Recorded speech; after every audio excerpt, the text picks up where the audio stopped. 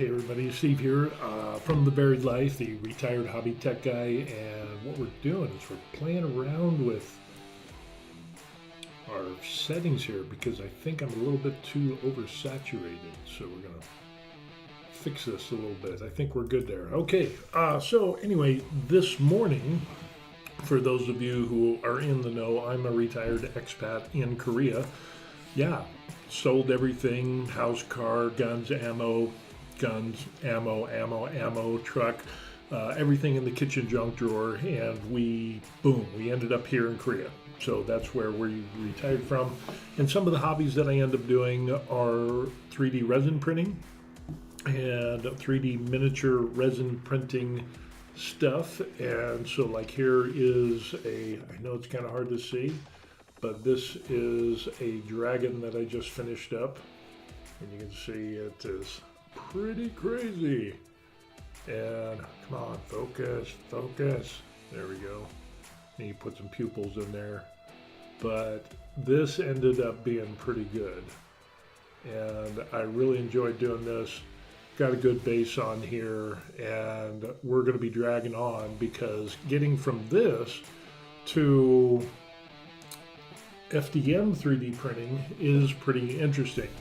So for those of you who've been watching, I've been getting into FDM 3D printing, or the filament printing, which is basically kind of like you have a spool of plastic thread, so you will, and it goes into an extruder which heats up that plastic thread until it melts, and then it lays down a layer, and it ends up that you can do layer on layer on layer. And what that does is you can create FDM models. So you can print things, you can print figures, you can, cosplay. I mean, you could do all kinds of stuff with FDM printing. Well, a little bit of background. When I think one of the biggest companies that came out for the hobbyists and advanced hobbyists, and I would say kind of that prosumer type of 3D FDM printer was Bamboo. So they did a Kickstarter, and they had a good sized company before they did the Kickstarter. A lot of people don't think that there were just a few people in a garage. No, they had a lot of employees. So they came out with some pretty cool stuff. And then other companies started copying what Bamboo Labs did, and they really captured the market. So now this whole thing with Bamboo and doing the authorization, that whole mess, I talked about that before.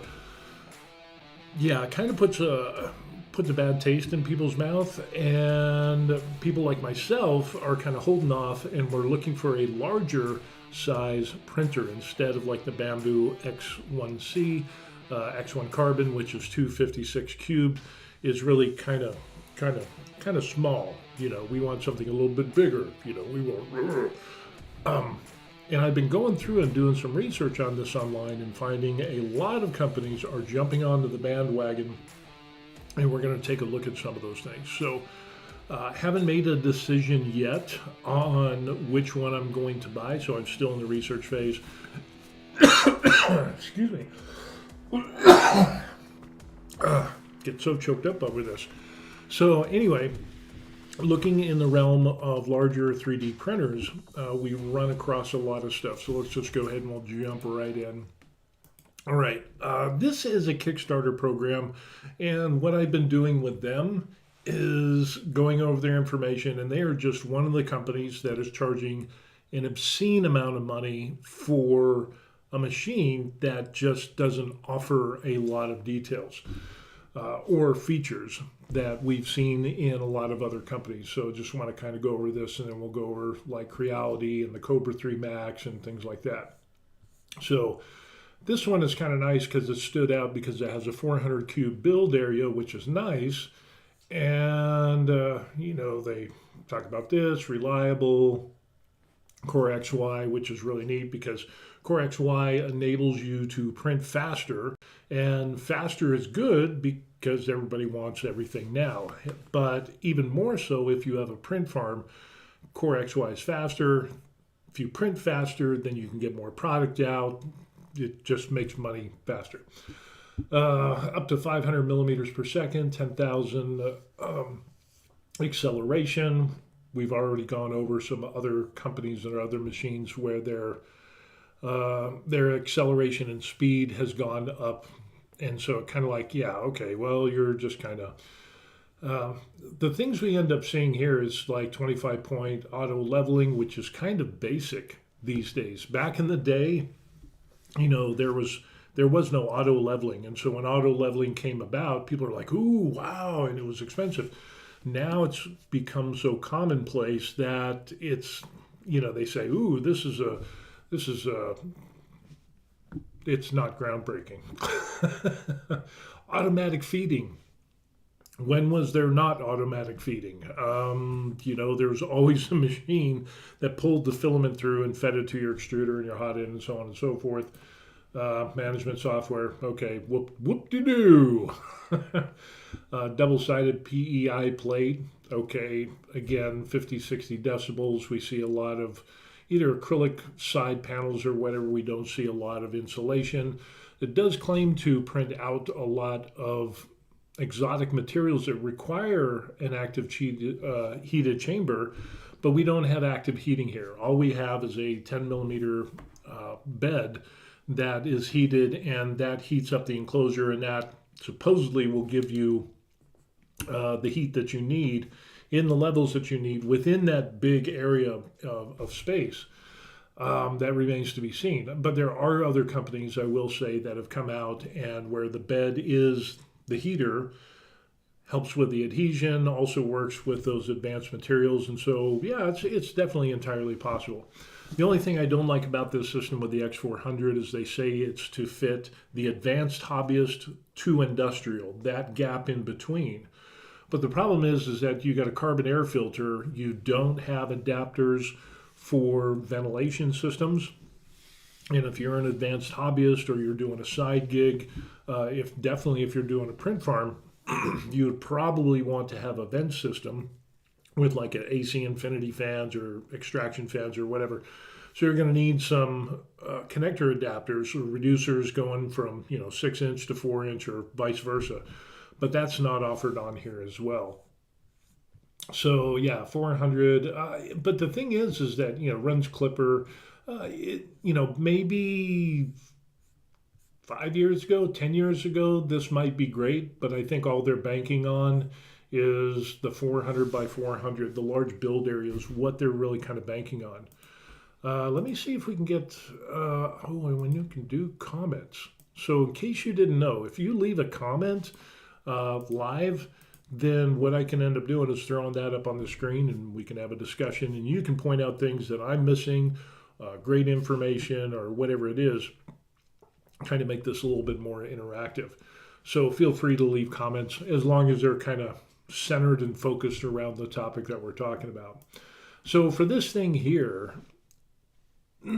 it's doing the Kickstarter. It's like $1,200 or $1,300. I think it's $1,300, and then it's going to go up. And actually, it was at a certain price, and then they lowered the price for the first 100 printers. And then it goes to the Kickstarter price, and then after that, it goes to a retail price. The fact that it's a Kickstarter, you're not guaranteed that they will even come to market. So I'm really hesitant on that. But their after Kickstarter price is going to be $2,500. Yeah, you heard that right. $2,500 for a Core XY that's 400 by 400. And their big claim to fame is, yeah, we fit in that gap of almost industrial, from advanced hobbyist to almost industrial. And you can stack them up, which I don't know. The input shaper on this must be rocking because, how does it compensate for the machine up here that might be printing out and doing some really crazy movements versus one down here that's going really slow or vice versa or both at the same time? It just remains to be seen. They said, oh, this is for print farms and whatever, but we haven't seen it hasn't been released and we don't see any print farms and it's just been problematic. So I'm definitely passing on this, and this is more of a drama thing to go on their Facebook page and to see the drama that's going on because the moderator over there is emotional, to put it best.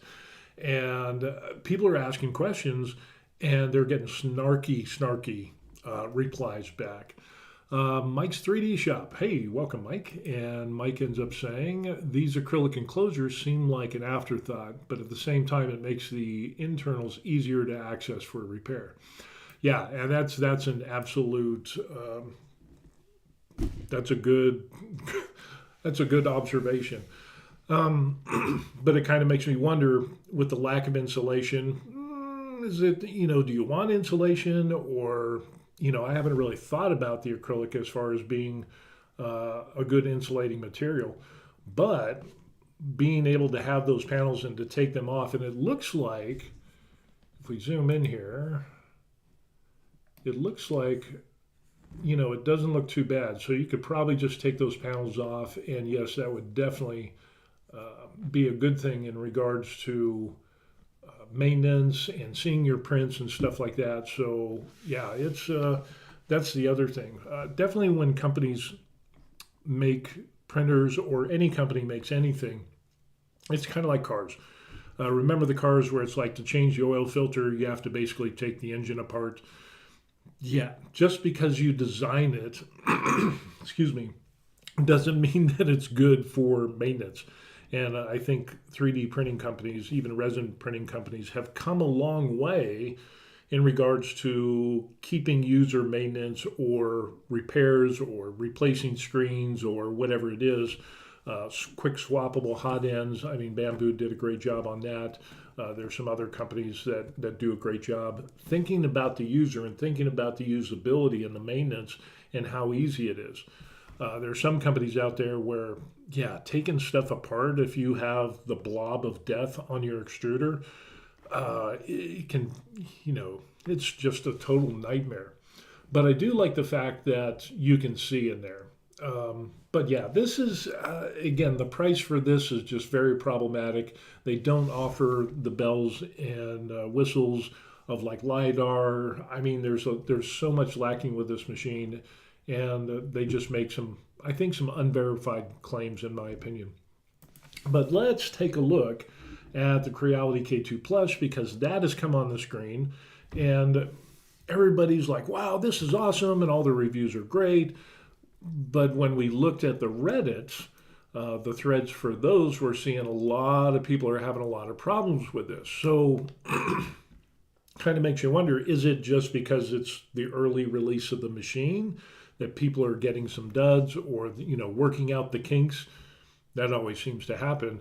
And in the past, Creality has been, I don't know, complicit in, let's hurry up and release a printer, and we'll let our customers be the beta testers, and we'll let the customers repair, and let the I understand firmware upgrades. I really do. I get it. I worked in industrial electronics. I worked for the state of Colorado as an electronics technician. Did a lot of stuff, so forgot a lot of stuff. But some things have stuck in my brain, being as old as I am. But you don't, people want to buy a printer. They don't want to be a technician, And if you buy something, you should say, hey, this either it's going to work or it's not, or we're going to replace the machine. And in the past, Creality has been they've been known to stretch the truth, kind of like with the K1, I think it was, when they advertised the all-metal extruder, and the machines that they sent to influencers to do the reviews on their machines took apart the heads and found out that, yeah, the extruders are not all metal, they're mostly plastic. And so they had to backtrack that information. But some of that information is like, it's an all-metal extruder and you'll get 10,000 hours of clog-free use. Well, then they found out it wasn't all metal. So where did you get that 10,000 hour clog-free claim from? Did you do testing? So yeah, it just kind of rubs me the wrong way. And then they took it off their website, but they didn't take it off of their Amazon page. That just kind of bugged me. Honestly, that really, really bugged me. But the K2 came on, and we're getting a lot of great reviews. But again, the Reddit showed that there are a lot of problems as well. But the good thing about this is it does have a CFS, or multi-material system, whatever you want to call it, up to 16 colors.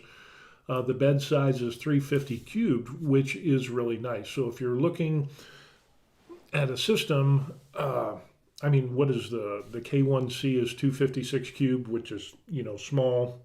And this would enable you to do big things. And yes, I know, you could get a K1C or some comparable bamboo clone and slice the file and cut it up so you could all do it on a 256 cube build area. But I don't want to do that. Okay. I would rather, if I'm going to do a helmet, I want to do a helmet and do it all at once. I don't want to have to cut things and glue things and sand things. There's enough post processing with stuff like that to begin with. Why add more? So this is a good size. 30,000 millimeters per second squared acceleration, which is pretty impressive compared to the 10,000 that we saw on the X400. Actively heated chamber, I like that.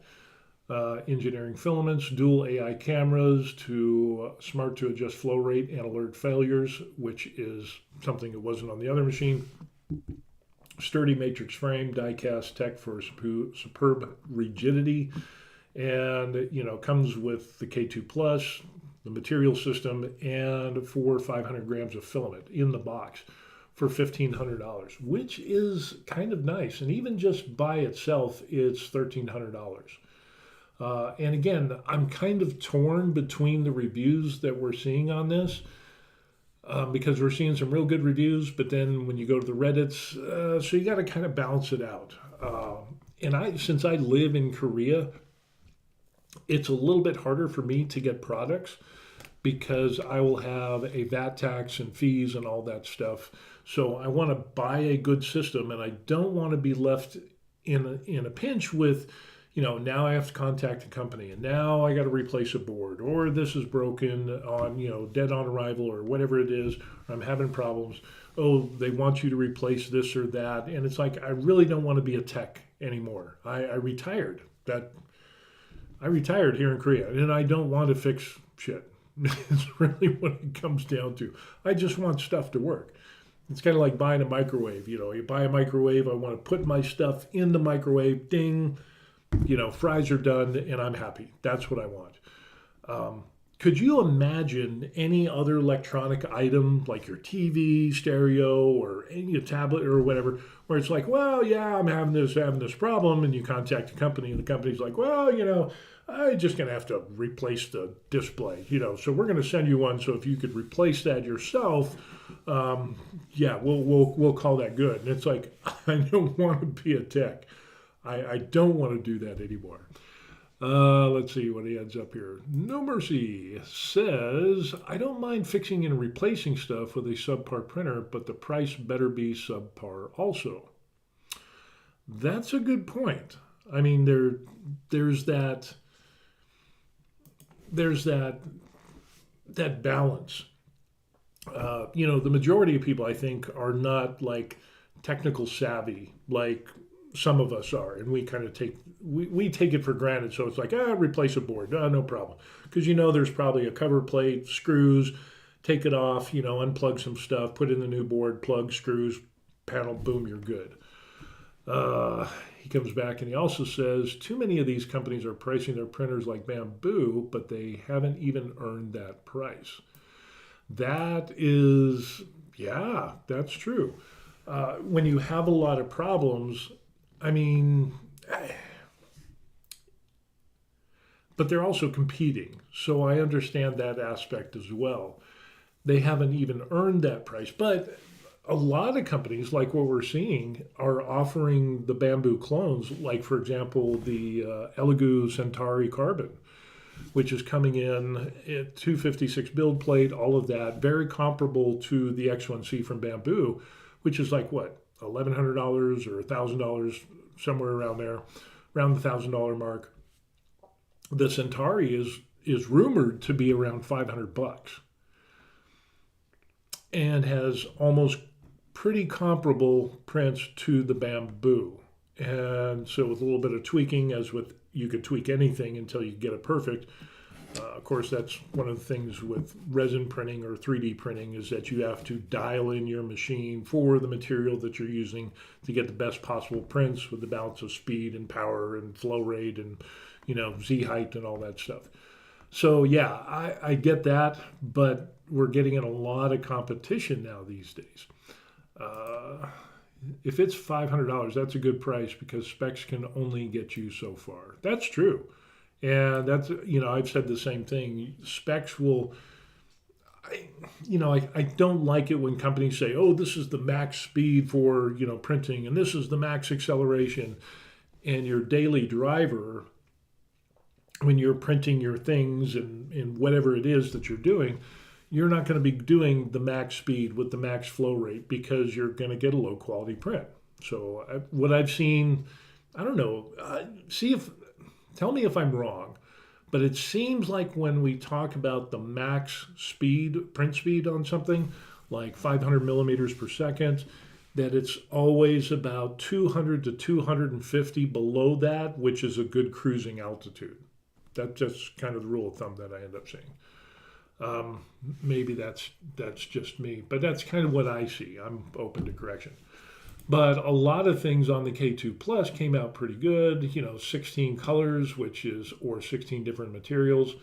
5 millimeter thick alloy heat bed. Yeah, it's not bad. Motors, we went over all this stuff before, but it looks like a pretty good system, like a 10-minute benchy. Of course, they're going to put a benchy that's an included file that is optimized to print fast. Companies do that. So but unless you're selling benchies, 10-minute benchies, that's kind of like, okay, whatever. Active belt tensioning, that's pretty good.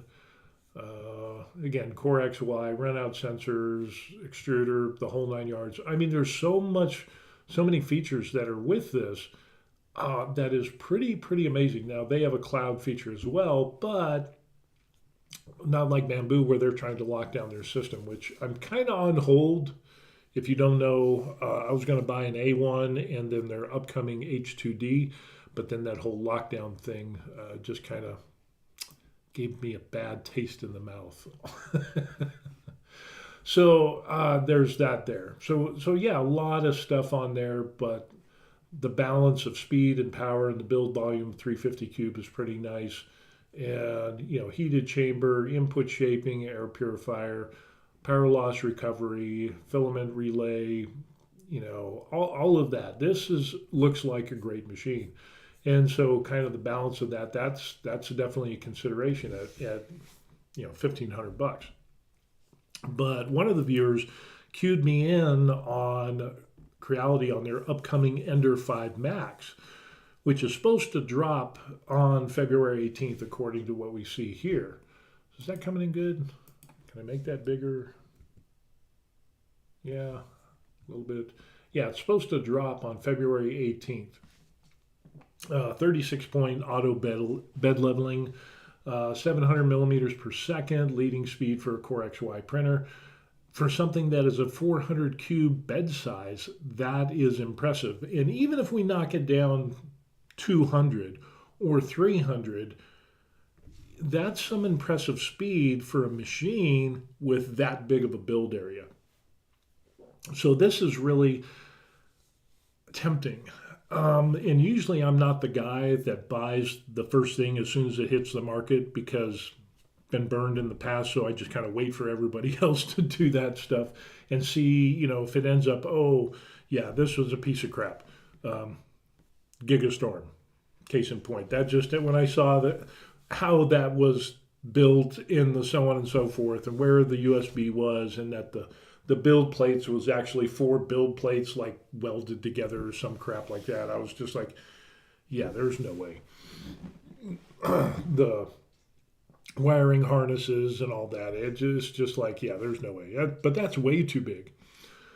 But for something like this, I think this is really doable because you can do your small prints, you can do your big prints, and so you're going to capture the majority of people.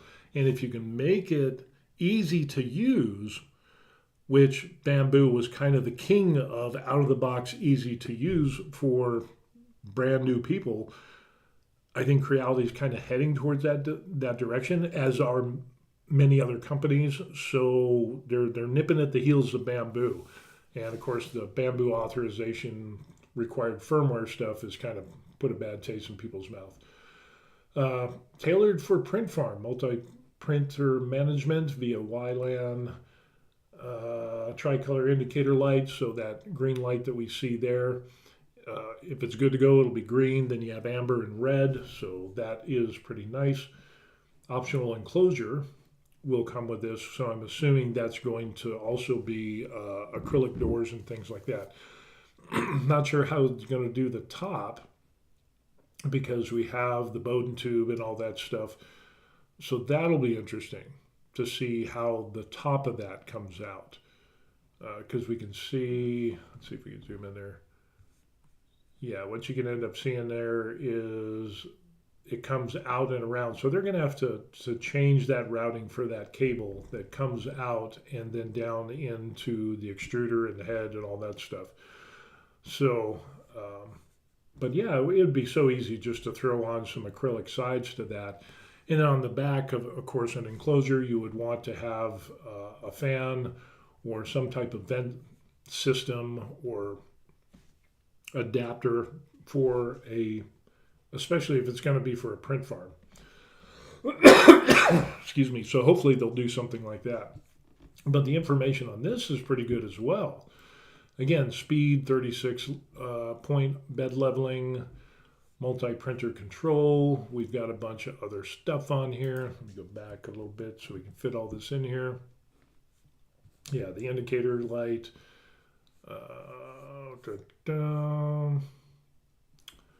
Better Z-axis motors, beefy frame, linear rail, operating temperatures, all that. Reliable extruder. They have endured 500 hours of durability tests for continuous extruding, which is good. And I brought this up before in other videos, is that why can't they just do an all-metal extruder? I don't understand why they don't do that, or why they don't offer that. You should have a regular extruder, and then you could have like a pro extruder head assembly, the whole 9 yards, where everything is made out of metal. And I'm not sure, since I'm not well versed in 3D FDM printing, I'm kind of wondering why that isn't a thing, because you could charge a premium price for that stuff. I would pay that, definitely. No Mercy, it says, yeah, that Ender 5 looks very enticing. Yes, it does. It's like, so maybe we'll do something like that. But yeah, more capacity, 400 by 400, heat bed, optimal PLA adhesion, okay, because that's what everybody prints at usually. Input voltages, so auto selection, you don't have to flip a switch to go from 110 to 220, which is nice, especially since I live overseas. But that's a good looking printer.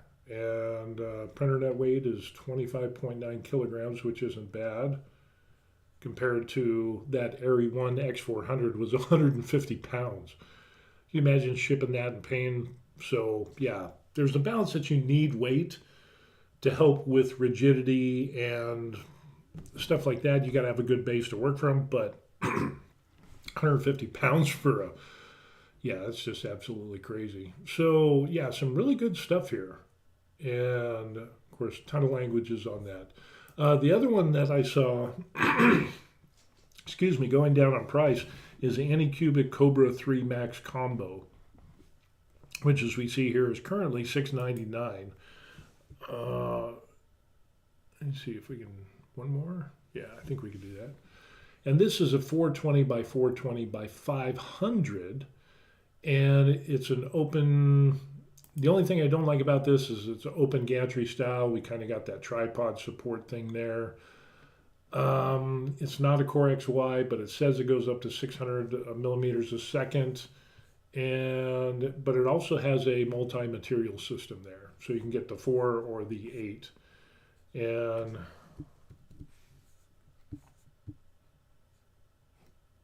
Print volume is awesome. Filament box with drying capabilities. I mean, that's going to be a must, especially if you're talking about, especially if you're talking about doing advanced materials where you, or you're in a place where it's super humid and you do need that filament drying. Flawless 8 color, auto leveling, mode anti-skip, extremely easy to use. Of course, they all are.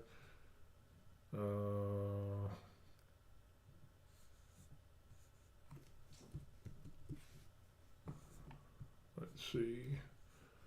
Of course, first layer, all of that stuff. But this comes out to, that looks kind of interesting as well. The only thing I don't like about it is that it's that gantry open system, and it's kind of like, I would rather have something that, you know, kind of like a P1S or an open system like we saw with the Ender, in the fact that, yeah, it's in its own box and you could throw some panels on there and have an enclosed system fairly well.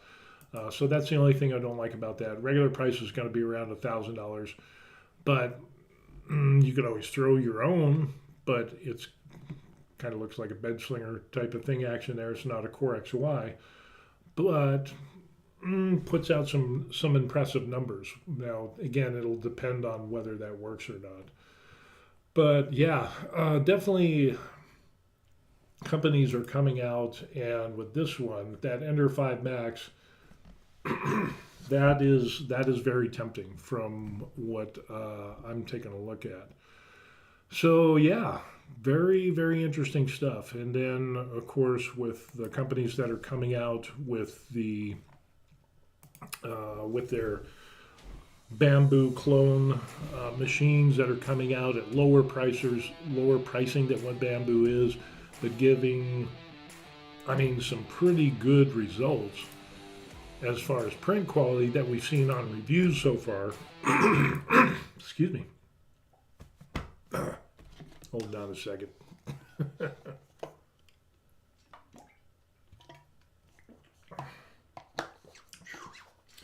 So a lot of companies are coming out with some very comparable products to bamboo, and I think it's like blood in the water now for bamboo. They're a huge company, but I think other companies are jumping in and they're seeing and saying, hey, yeah, this whole required authorization, we're doing it for your safety and security, when really I don't know anybody, and I haven't seen anybody say, hey, the hordes of hackers that are trying to get into the bamboo machines, and then now bamboo has answered the call to be our savior by doing this authorization for your security and mine, when in fact I haven't seen any of that.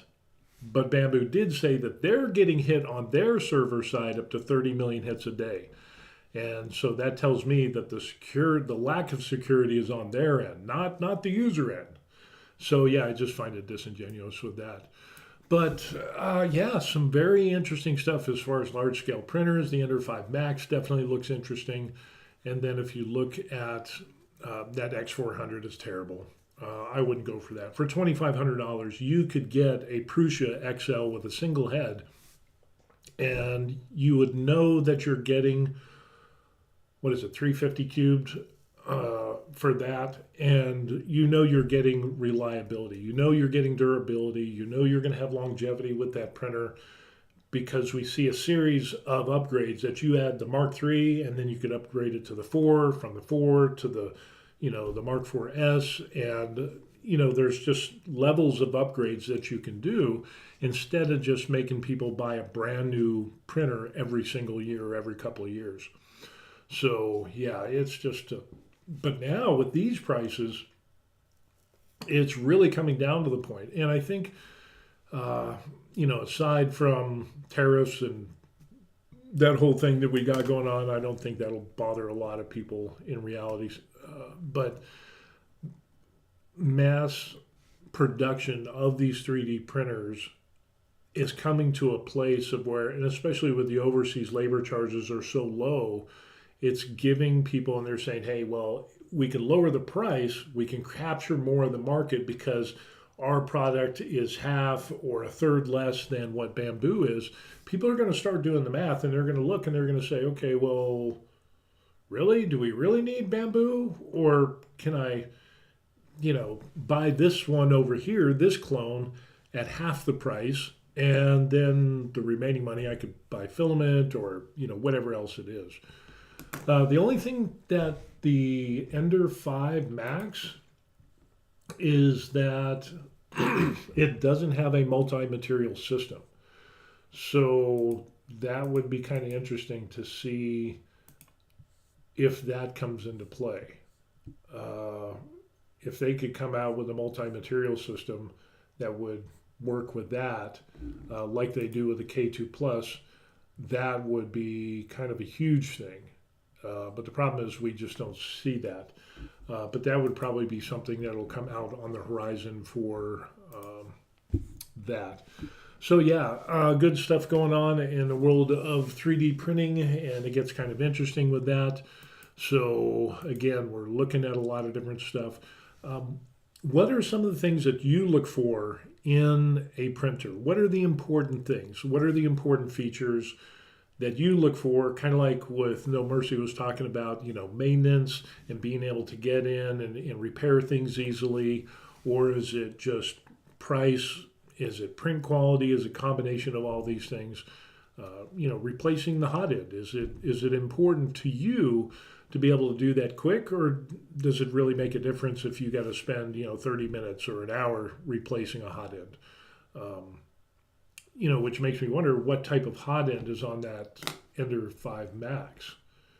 I wonder, does that say? I don't see anything yet. Build gross extruder, direct drive, nozzles 4mm compatible with 0.6 and 0.8 nozzle, but it doesn't say what type of nozzle. Nozzle temperature is around 300 Celsius. In other words, can you put a diamond head on there, a diamond nozzle on there, which so many people are doing for abrasive filaments and materials? Inquiring minds want to know. So, is a hardened steel, if you're only doing PLA, then hardened steel would be sufficient, I guess. For those people that do a lot more than me, would it make sense or any difference? Would there be any justification of buying like a diamond hot end nozzle, diamond nozzle, versus a hardened steel nozzle? If you're just going to do PLA and PETG and things like that, would there be a marked difference? Would the nozzle last longer? Fill me in, because I'm clueless on that. I always kind of wondered that. So if you can help me learn, that would be good. So anyway, yeah, that's what we got going on. Very interesting stuff that we have coming out. And like I said, we are dragging on with all of this stuff. And yeah, the dragon got done. So we did this, and good stuff. So we're going to continue on, dragging on. I've got another dragon, but we're going to take a break from doing the dragon. I think I'm going to do some more live stream stuff where I'm just painting and listening to some non-copyright music and not really talking, just kind of relaxing. So check that out. I just did my first live stream of that. And I got to work through some kinks with some of the equipment. So we'll see how that goes, settings and all that. I'm old. It takes me a while to figure out all this technology stuff. So, but the next project is probably going to be some Viking-like dudes. So we're going to do that from our resin printer as we continue to look at the FDM printers and what I'm going to purchase. So, yeah. Any suggestions, tips, links to other printers, I would appreciate that. And again, if you can make me smarter than what I am, I definitely need help in that area. Put it in the comments section down below. Would appreciate one more thing. If you could like and subscribe to the channel, I would really appreciate that. And then if you're really, really super impressed with the dragon or anything else I do, you can buy me a coffee, link description box. I'll leave it at that. Here are some people that bought me coffees, and they're awesome, on the much respected list, and you could be one of those. So if not, just like and subscribe. that's going to be it for today from the land of the morning calm, as we're talking about dragons and printers and what's coming out. And it's, if I was in the States, it wouldn't be bad because I would buy a printer, boom, it gets here. In the States, 2 or 3 days later, I'd be good to go. But in Korea, to get something, it's got to get on a slow boat from China or even a slow boat from wherever. And it takes like a week or two. And imagine that. Stuff from China takes about 2.5 weeks to get here to Korea. It's absolutely crazy. And then it gets stops at customs, and then there's a VAT tax and all that stuff. So yeah, I'm very particular. I want a good printer. I want good products. I don't mind paying money, but I want something that works. And that's kind of what we're doing, is sorting out through all of this stuff. So yeah, that's going to be it. So anyway, thanks for watching. I appreciate that. And wherever you are, I hope you have a good day and have a good week, and continue on doing the hobby stuff or work stuff, side gig that you do. And hopefully you'll come back and we'll have some more good discussions and information to share. All right, that's it. We'll see you on the next video. Peace. Good stuff.